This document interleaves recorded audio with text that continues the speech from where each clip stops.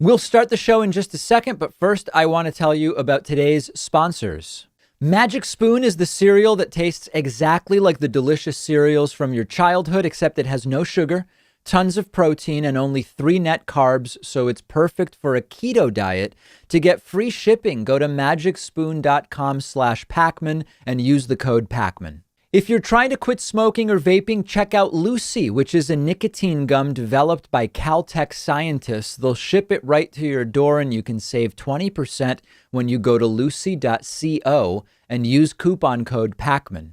Blinkist is the app that helps you become a more well-rounded person by letting you read or listen to an entire nonfiction book in just 15 minutes. You can try it for free and get 25% off a subscription by going to Blinkist.com/David Pakman. Well, we are back. It is 2021. It is great to be back with you. And there is just so much to talk about that I think these last few weeks for Donald Trump, as we get to the end, these may be the craziest. Let's just get right into it. Donald Trump has now been caught on an audio recording of a phone call pressuring the Georgia Republican Secretary of State, Brad Raffensperger, to, quote, recalculate the election results in Georgia in order to find about 11,000 votes for Donald Trump. And the everything about this is absolutely nutty. The Washington Post obtained a recording of Donald Trump urging Georgia Secretary of State Brad Raffensperger to find a way to give Donald Trump the victory in Georgia, of course, won by Joe Biden, the current president-elect. And Donald Trump on this phone call we're going to listen to is speaking not just to Republican Secretary of State Brad Raffensperger, but also to the Secretary of State's general counsel. Donald Trump's chief of staff, Mark Meadows, also on the call. It's an hour-long call. The full call is available for you. We're just going to listen to a few clips, and this is really something else. So please understand what this audio shows, as if we didn't know it, is that the president of the United States is leading a campaign, a pressure campaign against democratic elections in order to remain in power, despite the results of that election. Here is the first clip. Donald Trump asks Raffensperger to please recalculate. We have won this election in Georgia based on all of this. And there's nothing wrong with saying that, Brad. You know, I mean, having a correct, the people of Georgia are angry. And these numbers are going to be repeated on Monday night, along with others that we're going to have by that time, which are much more substantial even. And the people of Georgia are angry. The people of the country are angry. And there's nothing wrong with saying that, you know, that you've recalculated. Well, Mr. President, the challenge that you have is the data you have is wrong. Now, do you think it's possible that they shredded ballots in Fulton County? Because that's what the rumor is. And also that Dominion took out machines. That Dominion is really moving fast to get rid of their machinery. Do you know anything about that? Because that's illegal. This is Ryan, Germany. No, Dominion has not moved any machinery out of Fulton County. We're having. Well, but have they moved? Have they moved the inner parts of the machines and replaced them with other parts? No. You sure, Ryan? I'm sure. So just no to everything, to every one of Donald Trump's notions. They on the call saying, no, it's just this isn't the case. That's not the case. And Trump, you know, that little, are you sure from Trump? That's like a mob boss type of, are you sure? Because it would really be a shame if something were to happen to this beautiful family of yours. After being told none of this is happening, Donald Trump pulls out the big one and starts speaking in more clear terms, says, I just need you to find 11,780 votes. And they are removing machinery, and they're moving it as fast as they can, both of which are criminal fines, and you can't let it happen, and you are letting it happen. You know, I mean, I'm notifying you that you're letting it happen. So, look, all I want to do is this. I just want to find 11,780 votes. which is one more that we have, because we won the state. When we say high crimes and misdemeanors, this is exactly under that umbrella. That is the ask. I need you to find 11,780 votes so that I win Georgia. And Trump says it again later. He says, come on, guys, give me a break. I only need 11,000 votes here. So what are we going to do here, folks? I only need 11,000 votes. Fellas, I need 11,000 votes. Give me a break. This is criminal presidential obstruction in an election where Trump himself is a candidate. It's not Trump obstructing some other election between two people other than him. He's a candidate in this election. It is actually hard to find something a president can do that is worse than this in terms of its impact on the democratic systems. I know, there are other things that have a death toll that we assign, which are much more gruesome in nature for sure. And killing people in many ways is, of course, worse than making a phone call during which you ask someone to cheat for you. From the standpoint of what it does to the pillars of democracy, this is almost as bad a thing as a president can do. The call is nuts. And Trump kind of switches between attacking and criticizing Raffensperger and trying to sort of placate him and flatter him. It's very weird. Take a look at this last clip. We won the election, and it's not fair to take it away from us like this. And it's going to be very costly in many ways. And I think you have to say that you're going to re-examine it, and you can re-examine it, but re-examine it with people that want to find answers, not people that don't want to find answers. For instance, I'm hearing Ryan, and he's probably, I'm sure, a great lawyer and everything, but he's making statements about those ballots that he doesn't know. But he's making them with such, he did make them with surety, but now I think he's less sure, because the answer is they all went to Biden. And that alone wins us the election by a lot. So. Mr. President, you have people that submit information, and we have our people that submit information, and then it comes before the court, and the court then has to make a determination. We have to stand by our numbers. We believe our numbers are right. Well, under law, you're not allowed to give faulty election results, okay? You're not allowed to do that, and that's what you've done. This is a faulty election result. This really is like nothing we have seen before. It's not an exaggeration. This is unlike anything we've seen in the United States. Carl Bernstein, I believe, saying that this is far worse than Watergate. Dan Rather saying this is far worse than Watergate. We've seen this stuff in other countries, no doubt, but we've not seen it like this in the United States. An ethical, moral person would say, I think maybe the count is wrong. Count the votes and give us the results. Trump says, come on, guys, give me a break. I need 11,000 votes. The difference could not be more stark. Now, Trumpists are split of two minds on this right now. There are some Trumpists who are playing coy, and they're saying Trump didn't do anything wrong. Trump said, calculate the correct results, which we won with, I believe. If you listen to the call, it's very hard to make that case. Trump is very clearly saying something different. He's saying, regardless of the real results, come on, guys, give me a break. I need 11,000 votes. Other Trumpists who can't make that dumb argument I just mentioned are just pretending this isn't going on. If you look at some pro-Trump enclaves on the internet, they've been immediately deleting all references to this story, removing all links to this story as quickly as they're being posted. They're being deleted. They're just suppressing the story altogether. So is anybody surprised by this? The guy who said to Ukraine, dig up dirt on Biden for me? No, we can't be surprised by this. Now, a quick word on Brad Raffensperger. There's been some praise of Brad Raffensperger floating around for holding firm here. And, he did. He didn't bow to Trump's pressure. And it takes some strength when the president, who happens to be from your own party, is telling you what to do. It takes some strength to say no. But remember that this election didn't come down to just Georgia. When this phone call took place, it was clear that even if Brad Raffensperger could somehow steal Georgia for Trump, Trump still doesn't win the election. So I am wondering, I'm wondering, would Raffensperger and Brian Kemp from Georgia, would they have held as firm if flipping Georgia would have given Trump the presidency. I don't know the answer to that. I'm just asking. Trump's participation certainly justifies impeachment and removal. We have 16 days left in this presidency. Trump will be gone before impeachment could happen. You can impeach a president after they've left office. It's warranted. I doubt it will happen, but completely impeachable behavior. There is a reason that companies often escort former employees out of the building right away. With presidents, it's never been necessary before.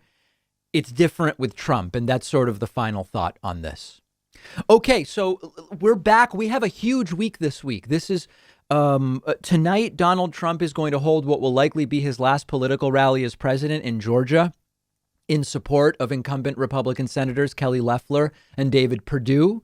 Even though he's been insisting that the Georgia Senate races are rigged, he's still saying go and vote for Kelly and David. We're going to cover that rally live tonight. Tomorrow are the two runoffs in Georgia. Tomorrow night, we will cover results live as they come in. And then Wednesday, January 6th, Vice President Mike Pence is going to preside over a formal counting of the electoral vote in front of a joint session of the House and the Senate. And we have learned that some Republicans are planning to try to steal the election from Joe Biden, who, remember, won by quite a bit. This is the biggest attack that we've seen on the fundamentals of democracy in the United States in a very long time. The term sedition is being used, and I'm here to tell you that, yes, it is disgusting, and no, it will not work. So let's go through it so that you understand why. These are delusional ideas that are being put forward by Republicans, that on January 6th, Mike Pence can choose, instead of counting the actual electoral votes, for example, from Pennsylvania, Biden won Pennsylvania, Democratic electors voted for Joe Biden. Beautiful. There are Republicans claiming Mike Pence can say, no, I'm not going to accept those electoral votes. I'm going to accept these alternate Republican electoral votes from Pennsylvania. He can't do that. Mike Pence cannot do that. That's not going to happen. That's a fantasy. Mike Pence doesn't have that power. Mike Pence's role in this is strictly ceremonial. But what we are going to see are objections from the floor from both some House Republicans and some Senate Republicans to the counting of the electoral votes that have been legally cast by electors. Right now, it's expected that there are going to be 11 Republican senators who will claim, I object because of irregularities. And they will ask for an emergency 10-day audit to investigate. Now, remember, they've been investigating 2 months. Not a single court has found any of their arguments meritorious.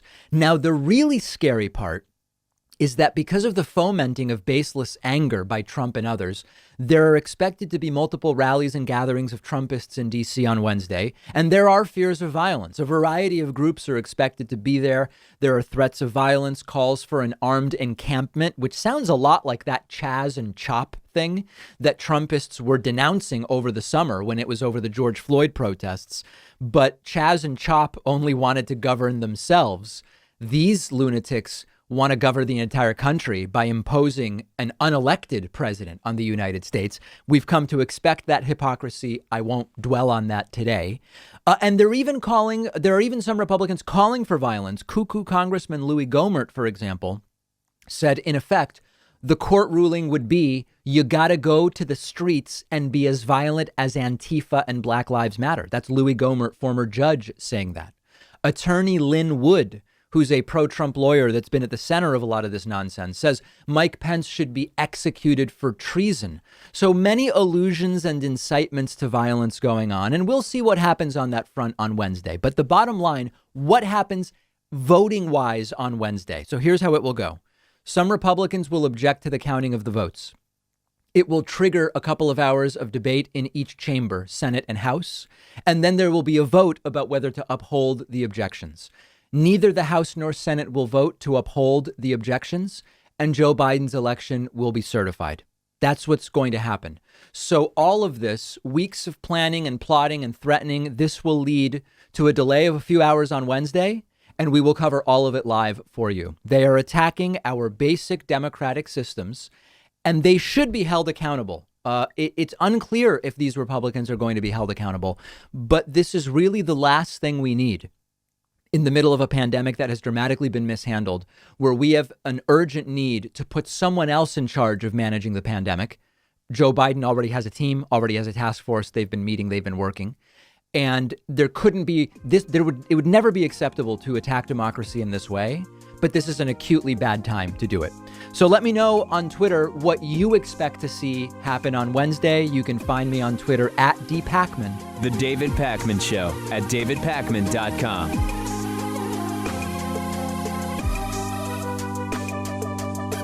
One of our sponsors today is Magic Spoon. The reason I'm such a fan of Magic Spoon is they allow me to enjoy the delicious breakfast cereals I loved as a kid without all the sugar and without the unhealthy ingredients, because Magic Spoon makes breakfast cereal that you really can't tell apart from those tasty sugary cereals that we all know.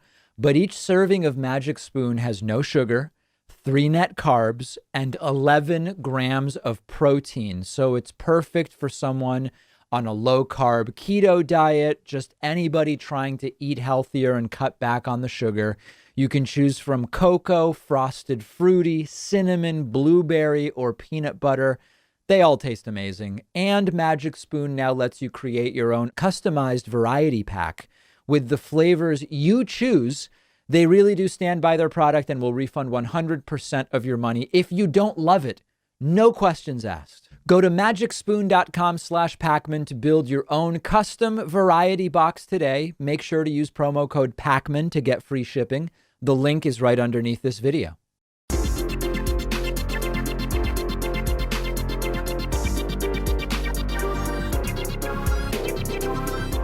The David Pakman Show at davidpakman.com. All right, new year, new expectations, new membership code. Use the code BETTER21. Why? Come on, guys. Because we want a better 2021 than 2020.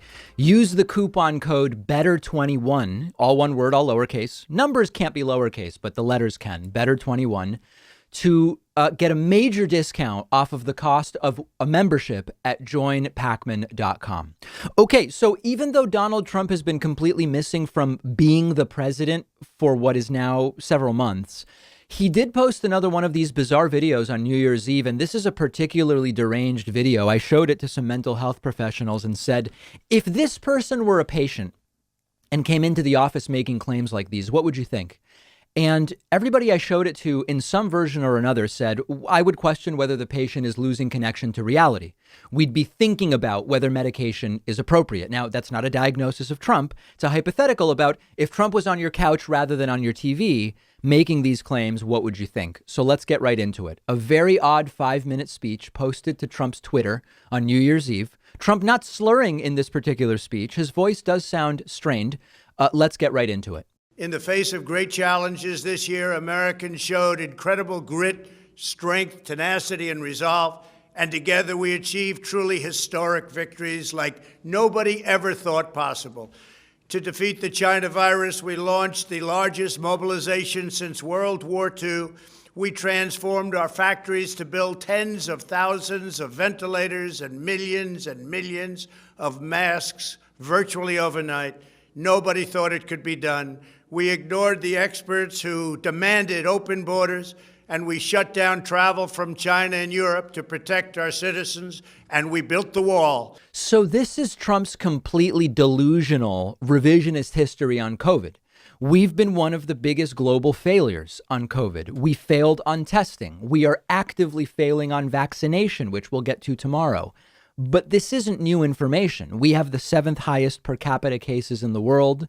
We have the 12th highest per capita death rate in the world, excluding a couple tiny territories like San Marino and Andorra. If we include them, we're 14th highest. I won't bore you with more of that. You're likely as sick of hearing about those numbers as I am. And then just last thing, Trump casually says we built the wall. No wall was built. The promise was a wall across the entire border by January 20th. There's 2 weeks left. There's no wall. Let's keep going. We pioneered groundbreaking new therapies and treatments, and we saved millions of American lives. Over and over again, we were told it would be impossible to deliver a vaccine by the end of the year. All of the experts said, absolutely unthinkable. Trump is exaggerating. It can't happen. And we did it long before the end of the year. They said it would take a medical miracle, and that's exactly what it is.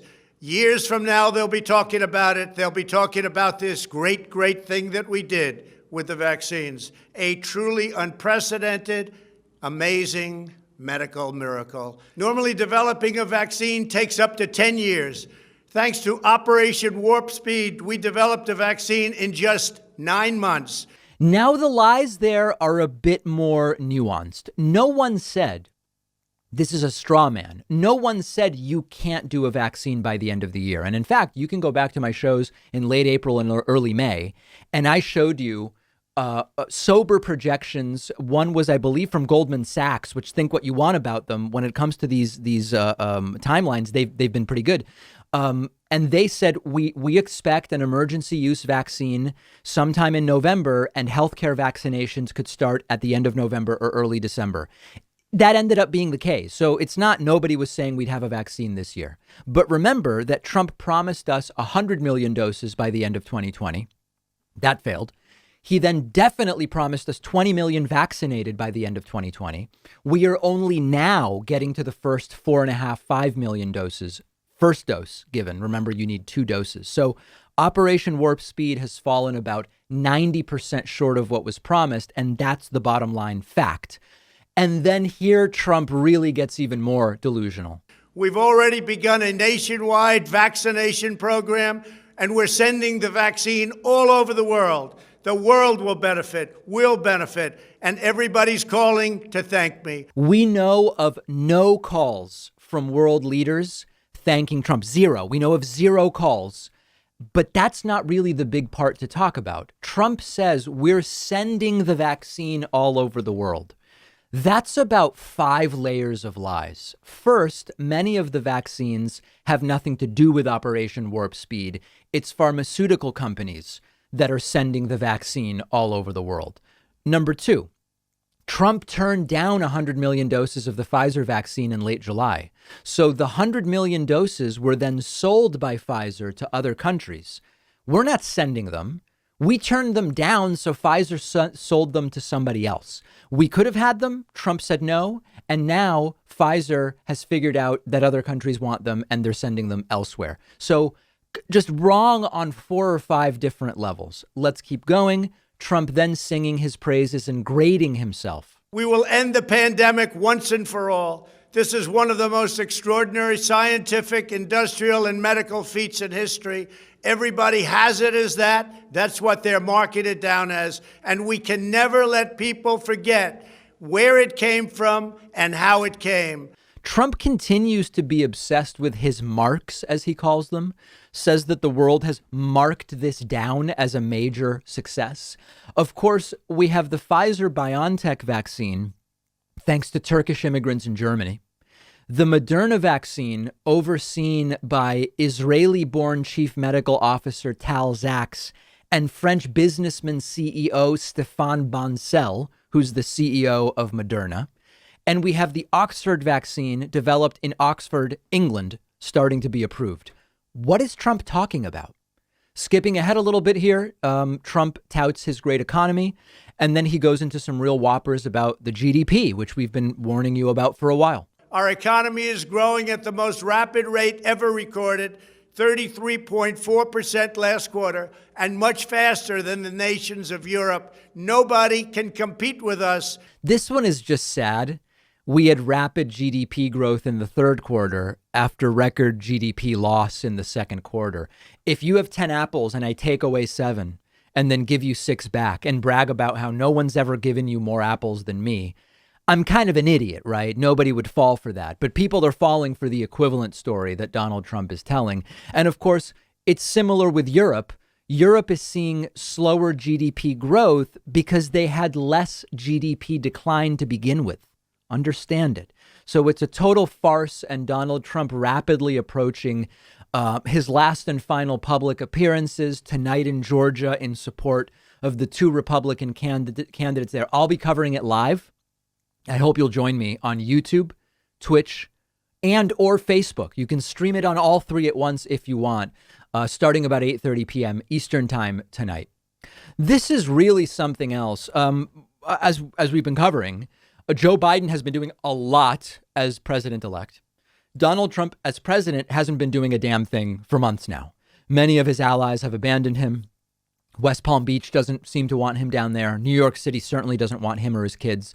It's just sort of a sad denouement for Donald Trump. But Trump has found some unwavering support in some elements of right-wing media, including OAN, Newsmax, and still in some places on Fox News, the more sycophantic ones anyway. So later we're going to do a deep dive into a particular Fox News interview that went comically haywire. But I want to give you a sampling of the clips that Donald Trump has been retweeting and amplifying. And the takeaway here for me is that the next 4 years are going to be insane. That's my takeaway. We'll see if you come away with the same notion. Fox News was nuts during Barack Obama's presidency, but Fox News competing with OAN and Newsmax for the same audience is likely to lead to a sort of one-upmanship contest for who can come up with the most wacky anti-Biden conspiracy theories and false reports. So let's dive right in. In the first clip retweeted by Donald Trump, there was a panel on the show The Five about Trump being admired in 2020. And one of the five people figures out a way to delusionally brown-nose Donald Trump.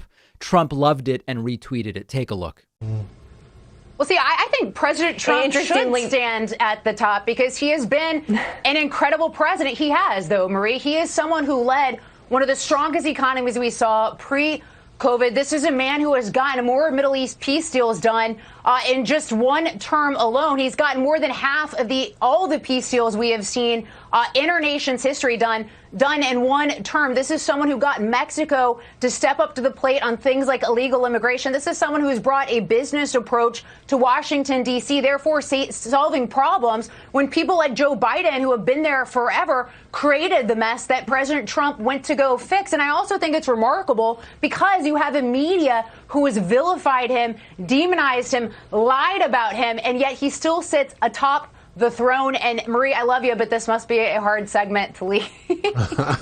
So just to pick one thing, because there's so much nonsense here, she said half of all peace deals in the nation's history were done by Donald Trump during his first term. OK, that didn't ring true to me, so I decided I would fact check it. Now, some of these so-called deals Trump got done were not even really peace deals, and I'll explain that in a moment. But if you go back to the Treaty of Tripoli in 1805, there are 11 of what we would call overtly peace deals. And then there are way more that aren't called peace deals, but effectively are peace deals to some degree. She says Trump did more peace deals in one term than were previously done in all of American history. That is very much false. But the real issue is that the deals Trump did are really mirages. Trump did a deal with the UAE and Israel. Those countries had already agreed to engage independent of Trump, and they weren't in what we would call a conflict to begin with. Bahrain and Israel, same thing. And then, of course, Trump's promise on Israeli-Palestinian peace, which Jared Kushner was going to figure out for us, silence. No progress at all. Another clip. These are clips retweeted by Trump sucking up to him. This is from OAN, a totally made up story fabricated out of thin air about military ballot tampering. Trump loves it. He retweeted it. Well, new investigations reveal military ballots were major targets of Democrat voter fraud in November. Reports on Thursday note thousands of military ballots were potentially tampered with at polling stations during the general election. This after several witnesses came forward during a hearing in Georgia Wednesday with both photo and video evidence of rampant fraud. Republican poll watchers also claim they got locked out of the counting stations when it came to time to look over military ballots, which typically lean red. So that's absolutely nuts. Not a single court has found any merit to any of the claims you just heard. Trump doesn't care. He loves it. He retweets it. Next clip, also from OAN, which presents a battle for the White House. Battle. The election's over. Biden won. Trump lost. Doesn't matter. Trump loves it. This one is made even funnier because the anchor is struggling to deliver the scripted agit trash. Like she's struggling to even read this nonsense off of the prompter. The battle continues for the White House as President Trump and his legal team continue to reveal and investigate the irregularities of the 2020 election. President Trump has several avenues to secure his second term. Primarily, the state legislatures have the constitutional authority and responsibility to select the correct electors for their respective states. 7 states had both sets of electors vote on December 14th. Pennsylvania, Georgia, Michigan, Wisconsin, Arizona, Nevada, and New Mexico all had Republican electors cast their votes, as well as the Democrat electors.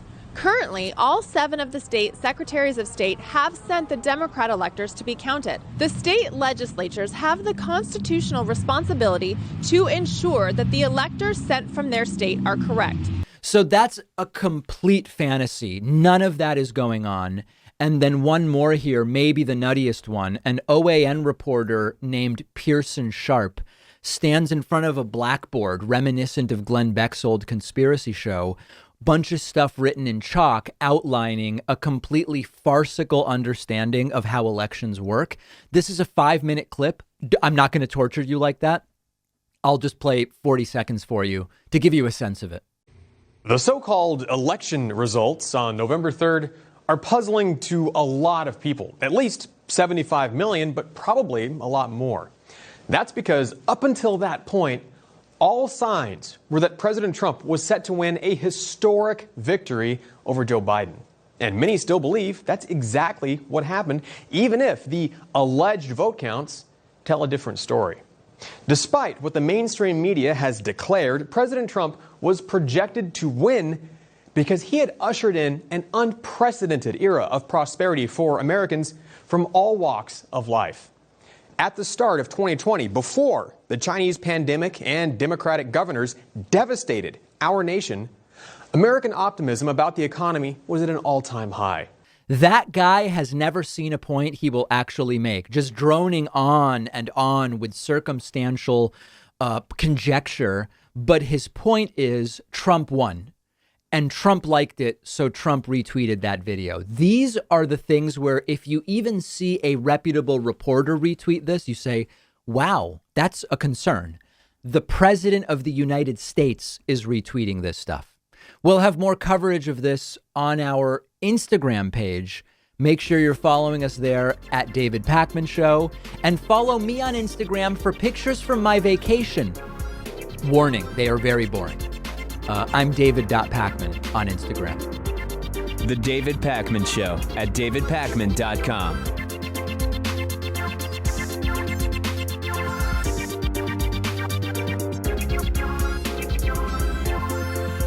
One of our sponsors today is Lucy, and they are giving my audience 20% off. Lucy is a company founded by Caltech scientists with only one mission, which is to help people quit smoking and vaping by offering a clean, affordable nicotine alternative. Now, many of you know, you've heard the stories. I've known several people in my life who have struggled with quitting smoking. I've seen how difficult it can be. And nicotine alternatives can be hugely helpful. Lucy offers a nicotine gum in 3 flavors, wintergreen, cinnamon, and pomegranate. They also have lozenges, which come in cherry ice flavor. Lucy is affordable. It'll ship right to your door. You don't have to go out to the store. Shipping is always free. You can buy single boxes or save with a subscription. It's the year 2020. It's time to throw the cigarettes away and get rid of the vape. And Lucy can make it easier. You'll find a ton of excellent reviews online from countless people who have used Lucy to quit smoking and vaping. Go check them out at lucy.co. I've put the link right underneath this video, and you'll get 20% off when you use the coupon code PAKMAN. And just a quick disclaimer, I'm required to give. These products contain nicotine. Nicotine is an addictive chemical.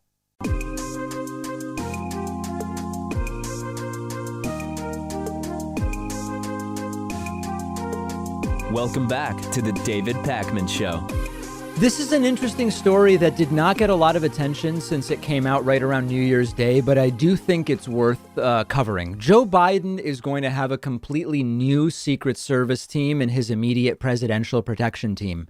And you might be saying, well, what's the big deal?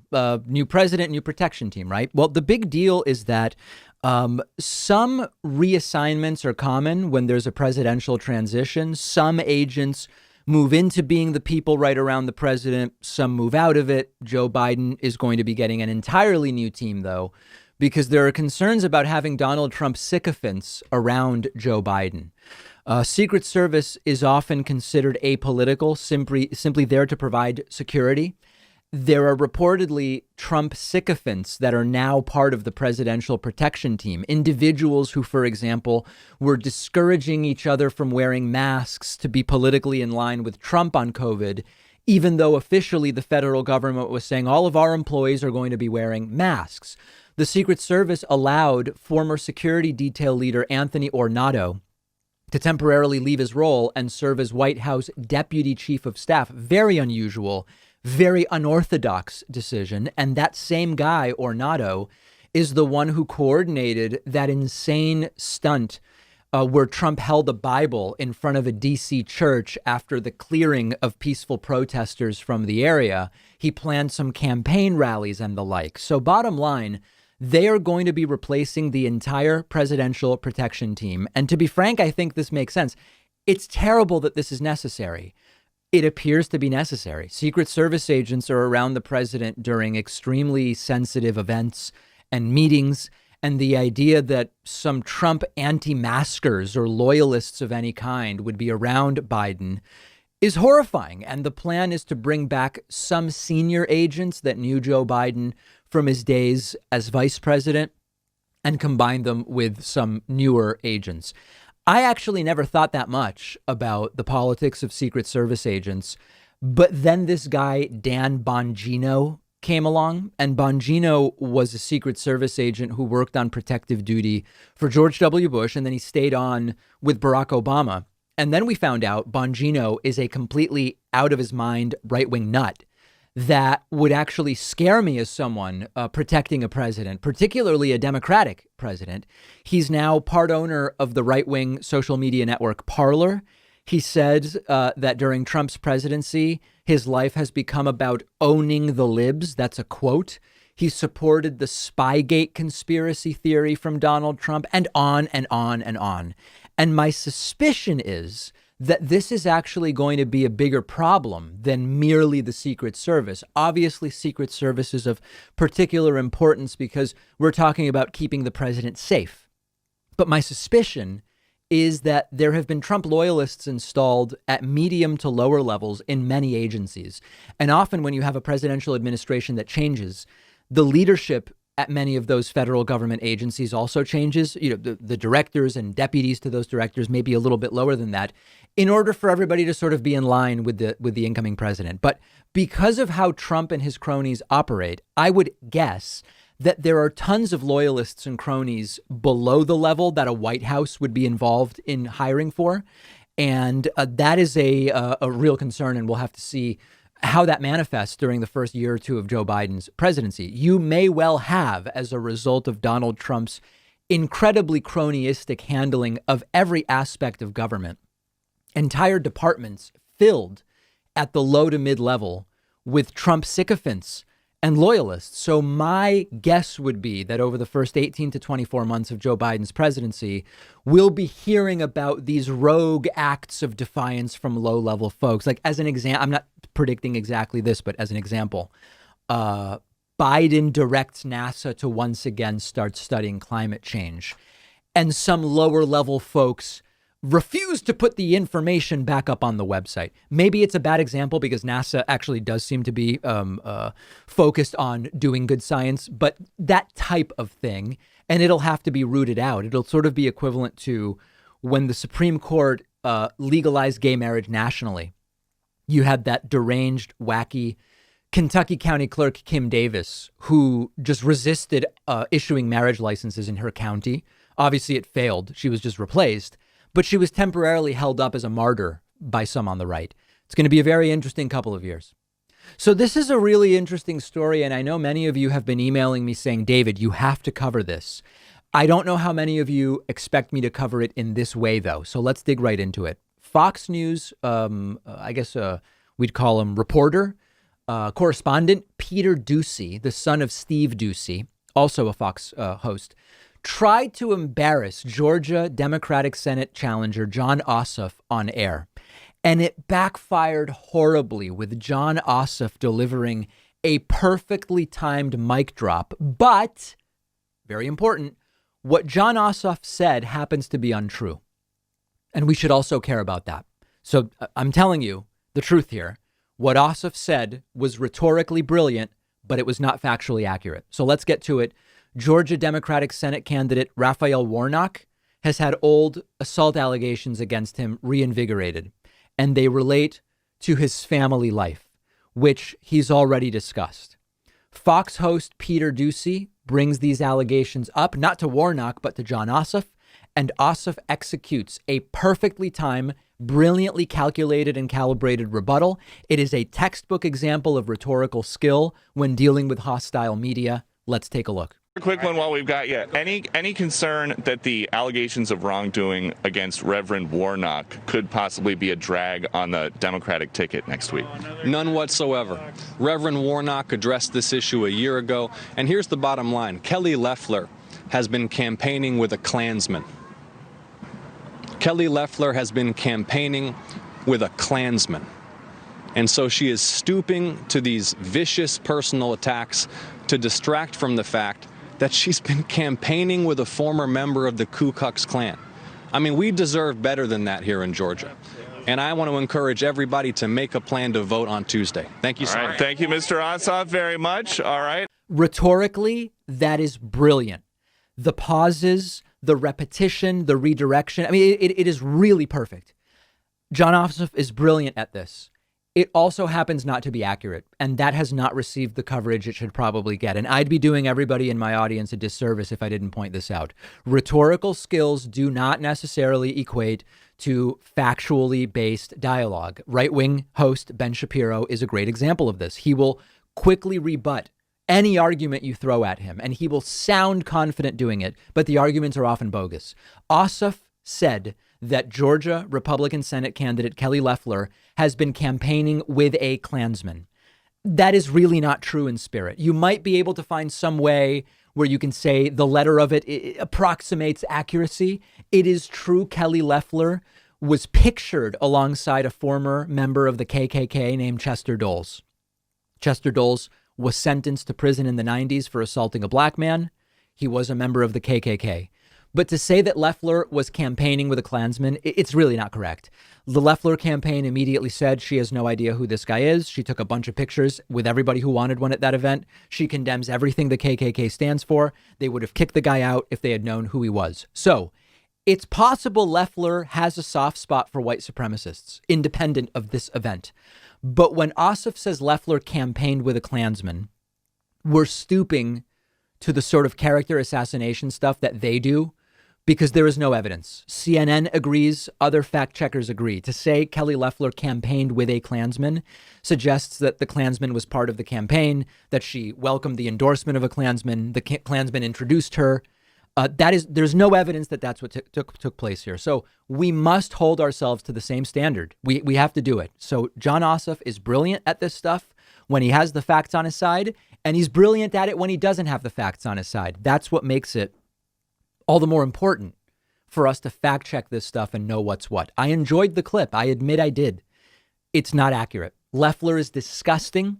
She appears to have profited from COVID via her stock trades, and she's a total robot automaton. She can't put together a sensible critique of her opponent, Raphael Warnock, without repeating the same 4 lines over and over about how he's a radical socialist, whatever. But I can't say I have evidence that Kelly Loeffler campaigned with a Klansman in the spirit in which John Ossoff is saying it here. Great clip, not factually accurate. Let me know what you think. The David Pakman Show at davidpakman.com.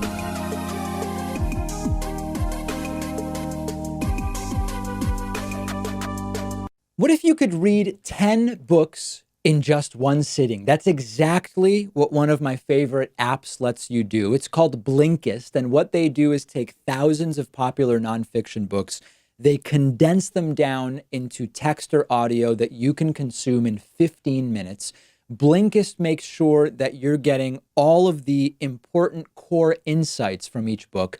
So it's perfect for exploring a book you otherwise wouldn't have time for, there's a full book you're thinking about buying, you can use Blinkist to get a sample first. Just think how much you can enrich yourself by being able to soak up an entire nonfiction book in just 15 minutes. I recently read A Brief History of Time, of course, by the great Stephen Hawking. This is a book that I have been aware of for so long, and other things got in the way, and it was fantastic to check it out on Blinkist. Blinkist has books on politics, philosophy, science. They have 27 different nonfiction categories, and a subscription is only about $8 a month, and you get the entire library. But you can try it totally free and get 25% off a subscription when you go to Blinkist.com/David Pakman. I've put the link right underneath this video. The David Pakman Show at davidpakman.com. We are seeing a broken man falling apart more and more acutely every single day. Donald Trump's presidency is now in its death throes, and Donald Trump himself has been increasingly unhinged, retweeting garbage right-wing media clips to his Twitter while being missing in action as president of the United States for months now. And over the weekend, he unleashed a tweet storm so unhinged, so outrageous, that it's hard to imagine what he's going to do when the day finally comes that he is no longer president of the United States. This is really bad for the country, truly bad. And it's not just humiliating for Trump. It's humiliating for the country globally. They are crying for us, yes, because of the COVID mishandling and the unnecessary death and suffering. They are scared for us, yes, because we have such anti-democratic forces coming out of the woodwork in the Republican Party. But they're also laughing at us because we have a president, technically anyway, for a few more days, who can't stop tweeting trash after trash that almost no world leader would ever be caught dead tweeting. Trump again ranting about so-called dead voters who don't exist, tweeting, why haven't they done signature verification in Fulton County, Georgia? Why haven't they deducted all of the dead people who voted, illegals who voted, non-Georgia residents who voted, and tens of thousands of others who voted illegally from the final vote tally? These are all lies. Just a small portion of these votes give us a big and conclusive win in Georgia. Have they illegally destroyed ballots in Fulton County? After many weeks, we don't yet even have a judge to hear this large-scale voter fraud case. The only judge seems to be Stacey's sister, referring to Stacey Abrams. Trump insisting he won in a landslide, saying about a Ted Cruz tweet that this is, quote, an attempt to steal a landslide win. Can't let it happen. Trump attacking Georgia Republican officials who are now the enemy because they won't overtly steal the election. Remember, for all the praise of Brad Raffensperger and these other Georgia Republicans who are unwilling to do what Trump wants, they were very willing to try to steal the election via voter suppression. In fact, Georgia was sort of one of the central places of purging voter rolls and shutting down polling places. Like Georgia Republicans are very willing to do some terrible stuff. They just weren't willing to do it this way after the fact. And Trump is now attacking them, saying, quote, Republicans in Georgia must be careful of the political corruption in Fulton County, which is rampant. The governor, Brian Kemp, and his puppet Lieutenant Governor Jeff Duncan have done less than nothing. They are a disgrace to the great people of Georgia.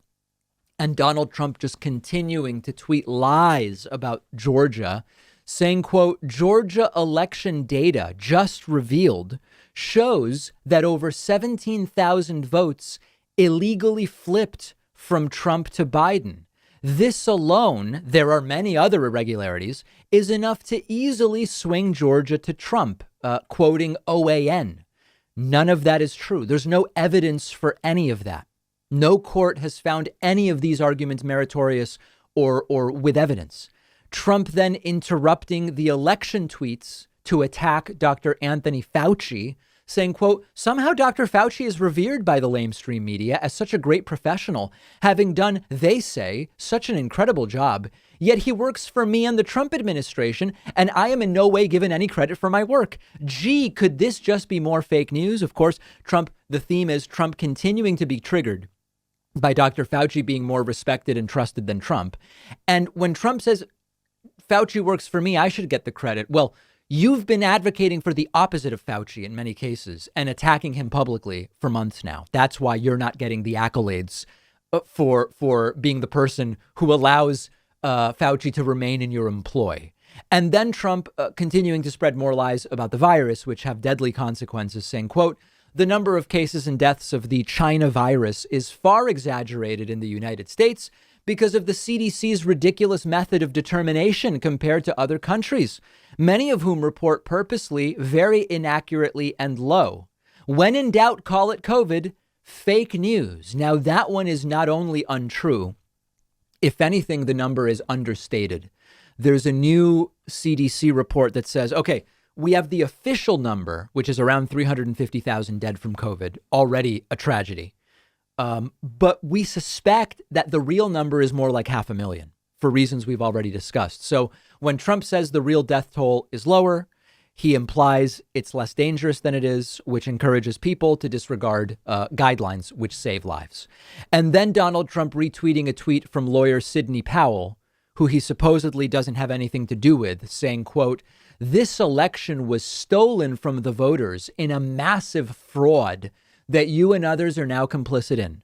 American elections are supposed to be completely auditable and transparent. We, the people, demand the truth and the prosecutions of all who committed voter fraud. And then Trump lastly tweeting that he will be there at a historic day on Wednesday, a march to stop the steal and not to certify the 2020 election. I won't keep going. This is just a sampling. This is not a well person, but he will be gone soon. The more important issue is that this is really bad for the country and its negative effects are going to persist beyond January 20th. And we're going to have significantly more coverage about that coming up later this week, but also in later months. I have something for you today, which you might say is almost sad in a way. This might be the saddest, most pathetic, most embarrassing interview that Fox News host David Asman has ever done.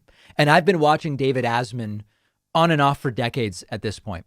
The interview I'm going to play for you has the feel and the vibe of the North Korean state media broadcasts, from how biased and sycophantic it is to the dear leader, which in David Asman's case is Donald Trump.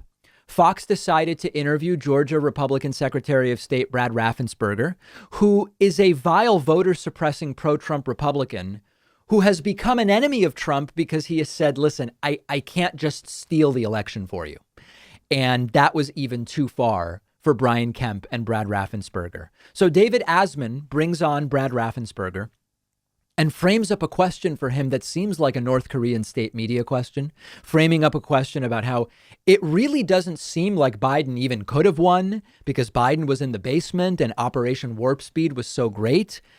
This is a reporter from the supposed news side of Fox News. Listen to the frame up on this question. Folks outside of Georgia and outside of the highly contested states saying, look at these numbers. Joe Biden got 12 million more votes than Barack Obama on Barack Obama's best election. I mean, how is that possible? He spent the whole campaign bunkered down in his basement, not saying much at all. The president has had enormous successes with the economy, with Operation Warp Speed, et cetera. How could he have done 12 million more votes than Barack Obama? That's really the overall riding question in most people's minds. Again, the people who are out of the weeds, unlike yourself. You can understand those questions, right? Well, I do. Just imagine that. Asman claims, most people who aren't in the weeds, most people are thinking, I don't know. I mean, Biden was in the basement. Trump won with Operation Warp Speed and he won with the economy, and Biden gets 12 million more votes than Obama. Must be fraud. That's the average person that Asman is pretending exists. Now, those people do exist. There's no doubt. But it's about half of Trump voters. It's not most people in the United States. Here is Brad Raffensperger, to his credit, saying that this is the truth. Joe Biden got more votes and some people can't handle it. Biden did win. And people can't handle the truth sometimes because they're very disappointed in the results. And I get that. I voted for President Trump also. But at the end of the day, we did everything that we could. We did an audit of the race. President Trump still lost. Then we did a full recount. President Trump still lost. Then we audited the absentee ballot signatures of the envelopes and Cobb County, and we found only 2 votes out of 15,000 that we went ahead and surveyed, along with GBI, only 2 out of 15,000 that were done correctly, and they were actually the spouses that filled out those applications for their spouses or signed the signatures. And so we have a safe, secure process, and people have to realize that you need to get out and vote, and that's how you win elections. Getting out and voting is how you win, which brings up a real question about whether telling Georgia Republicans that the elections there are rigged is a good way to get out the vote. And by the way, notice that in his answer, Brad Raffensperger does basically agree with the premises of the question from David Asman, but he says the numbers just weren't there. Raffensperger says, yeah, it doesn't really make sense. I mean, Biden was in his basement. Trump did great with Operation Warp Speed. I supported Trump, but we just couldn't find the votes. Not enough people turned out.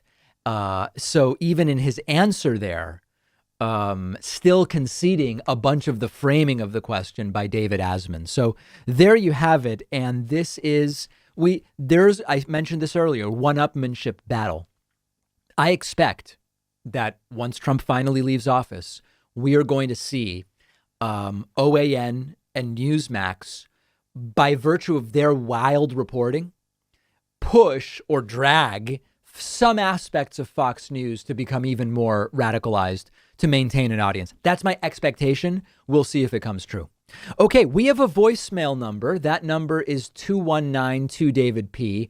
I really like this voicemail. As many of you know, and we covered it earlier today, Donald Trump was caught on an audio recording of a phone call with the Georgia Secretary of State, asking them to find him 11,780 votes, which would give him a win in Georgia over Joe Biden. Now, even if they did that, it wouldn't flip the results of the election because Joe Biden won enough other states to win anyway. But this caller points out something sort of tongue in cheek, but that we are hearing. Who recorded the call? It was illegal to record the call. That's the focus. Take a listen. Hi, David. So, yeah, everyone's talking about this phone call, and I just want to say I think it was absolutely perfect. It was a perfect phone call. There was nothing wrong with it. Perfect.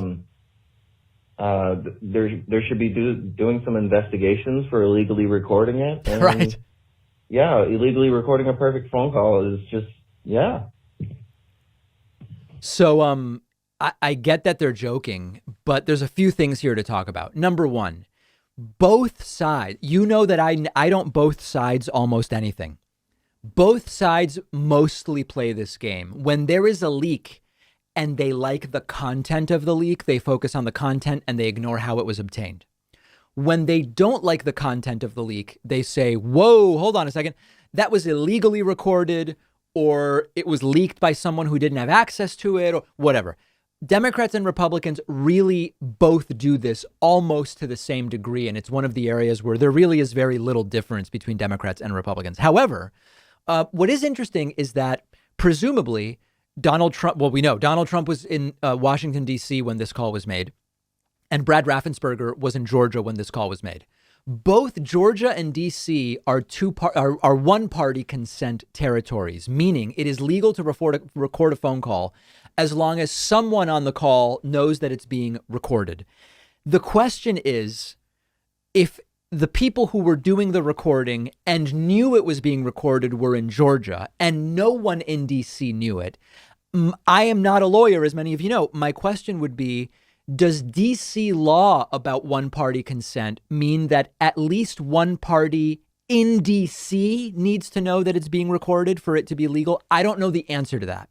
And these one-party versus two-party consent things, when you have different laws in different states, when the two states on a call have different laws, this becomes a federal issue. And anyway, it's kind of a whole bigger topic. But it may not actually have been an illegal recording here. It's quite possible because both territories are one-party consent. that this was actually perfectly legal to record, assuming some of the parties on the call were the ones doing the recording. We don't have that information yet. I am sure that one of the many lawyers in the audience will clarify this for me. But yes, we should be outraged. Not that Trump is openly pressuring people to steal the election. We should be outraged that this was recorded. Give me a break, guys. Come on. We've got a great bonus show for you today. We will hear about our New Year's vacations, which were, for me anyway, very boring. We will look back at 2020's COVID insurance lawsuits. Very interesting. We'll talk about new food waste laws in China. And Donald Trump is set to award medals of freedom to Cuckoo for Cocoa Puffs Congressman Devin Nunes and Jim. I also almost said Jim Shorts Jordan. Jim Jordan. Okay. Why? I'll tell you on the bonus show. Get instant access to the bonus show by becoming a member at joinpakman.com. And remember that we are hoping for a better 2021. And you can use the coupon code BETTER21 to get a big discount off of the membership of your choice at joinpakman.com.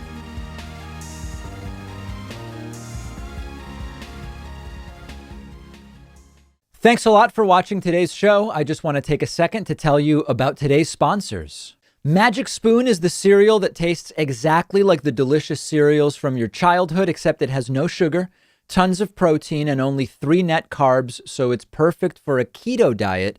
To get free shipping, go to magicspoon.com/Pakman and use the code Pakman. If you're trying to quit smoking or vaping, check out Lucy, which is a nicotine gum developed by Caltech scientists. They'll ship it right to your door, and you can save 20% when you go to lucy.co and use coupon code Pakman. Blinkist is the app that helps you become a more well-rounded person by letting you read or listen to an entire nonfiction book in just 15 minutes. You can try it for free and get 25% off a subscription by going to Blinkist.com/David Pakman.